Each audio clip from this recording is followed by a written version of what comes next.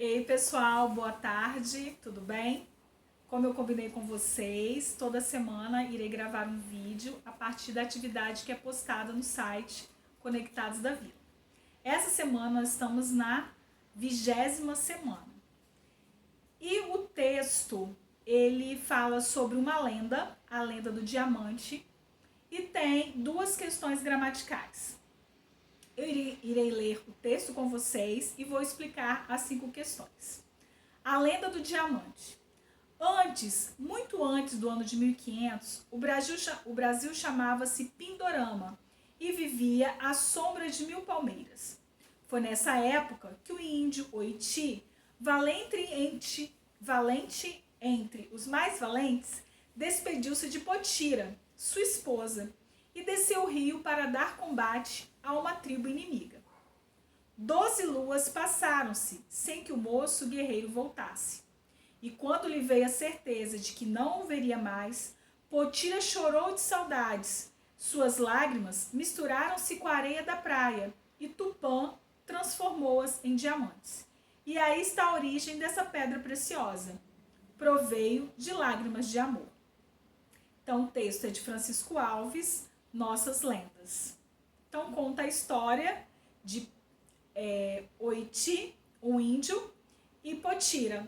Como ele foi guerrear e passou muito tempo sem voltar, Potira chorou de saudades. Vocês perceberam que o tempo aqui é contado a partir das luas? Então passaram-se 12 luas e ele não voltou.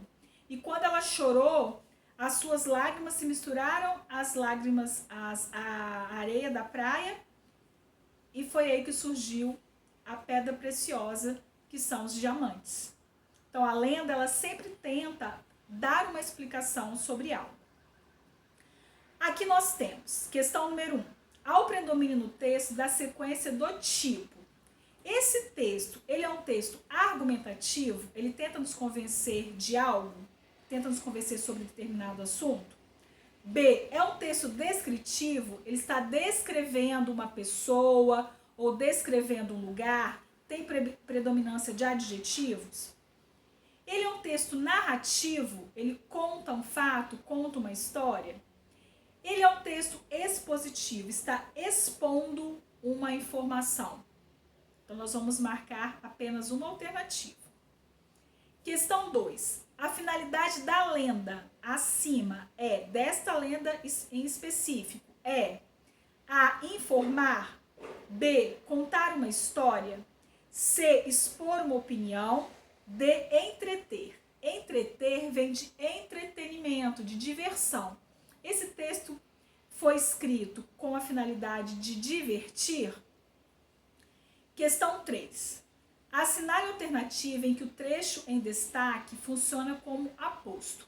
O que é um aposto? O aposto é um termo que explica o que foi dito anteriormente numa frase. Por exemplo, quando eu falo Ana Paula estudou durante a pandemia. Qual Ana Paula? Ano passado, vocês tinham Ana Paula, professora de língua portuguesa, e Ana Paula, professora de matemática. E nós sempre tínhamos que especificar de qual professora Ana Paula nós estávamos falando. Então, para eu explicar qual Ana Paula estudou durante a pandemia, eu preciso usar um aposto, que é um termo que vai explicar qual Ana Paula que eu estou me referindo. Então, quando eu falo Ana Paula, vírgula, professora de língua portuguesa, vírgula, estudou durante toda a pandemia. Professora de língua portuguesa é o aposto, porque explica quem é Ana Paula, ok? Então, aqui na frase, qual é o termo que está entre vírgulas que explica o termo anterior? Lembrando que o aposto sempre está entre vírgulas. Letra A, despediu-se de Potira, sua esposa, e desceu o rio. B, para dar combate a uma tribo inimiga. C, e Tupã transformou-as em diamantes. D, e aí está a origem dessa pedra preciosa. Qual dessas 4 alternativas que é a correta? Qual que tem o aposto? Questão 4. O índio Oiti desceu o rio para dar combate a uma tribo inimiga. Aqui é uma questão de semântica, né, de significado. O que significa dar combate? O que Oiti foi fazer? Nós precisamos voltar lá no texto para entender o que Oiti foi fazer. A, ele foi ajudar. B, ele foi conhecer. C, ele foi visitar. D, ele foi guerrear. Isso aqui tá bem tranquila, né? Bem facinho. Questão 5. O Brasil chamava-se Pindorama e vivia à sombra de 1000 palmeiras. Temos duas orações coordenadas, respectivamente, chamadas de. Pessoal, sempre que a oração ela não tiver a presença de uma conjunção, ela será assindética. Assindética significa que a oração não tem conjunção. A oração sindética, ela tem a presença da conjunção. O que é a conjunção? A conjunção é essa palavrinha que está entre as duas orações, unindo uma à outra.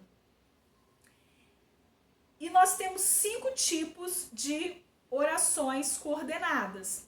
Nós temos a oração aditiva, que tem a função de somar uma nova informação à informação anterior. Por exemplo, Ana Paula ficou em casa durante a pandemia e estudou gramática. Quando eu falo e estudou gramática, eu estou dando uma nova informação. Ana Paula, além dela ter ficado em casa durante a pandemia, ela estudou gramática. Então, esse e é uma conjunção, por isso nós temos uma oração coordenada, sindética, porque tem a conjunção, aditiva, porque está somando uma nova informação. Quando que nós temos uma oração coordenada sindética adversativa? A palavra adversativa vem de adversidade, é uma ideia contrária. Por exemplo, Ana Paula ficou em casa durante a pandemia, mas não estudou nada. Porém, não estudou nada. Ou seja, é uma ideia contrária. Se Ana Paula ficou em casa e ela é uma professora, ela deveria estudar. Como os alunos de Ana Paula, que também ficaram em casa, também deveriam estudar. Então, quando eu falo, Ana Paula ficou em casa, mas não estudou, porém não estudou, apresenta uma ideia de contrariedade, de adversidade. Por isso, é uma oração coordenada sindética adversativa. A oração alternativa, ela é uma oração que apresenta alternância. Ana Paula ficou em casa, ora estudava, ora descansava. 2 opções, alternância. Então, quando eu tenho ora estudava, ora descansava, ou estudava, ou descansava, eu tenho uma oração sindética, porque tem a conjunção alternativa. Quando nós temos a conclusiva ela apresenta uma conclusão. Ana Paula ficou em casa, portanto, teve mais tempo de estudar. Portanto, é uma ideia que conclui a uma conclusão em relação à oração anterior. Nas alternativas aqui, nós não temos a explicativa, mas nós temos também a oração coordenada sindética explicativa, que o próprio nome já diz, né? Ela explica. A oração explicativa, as conjunções que irão aparecer predominantemente é o porquê e o pois.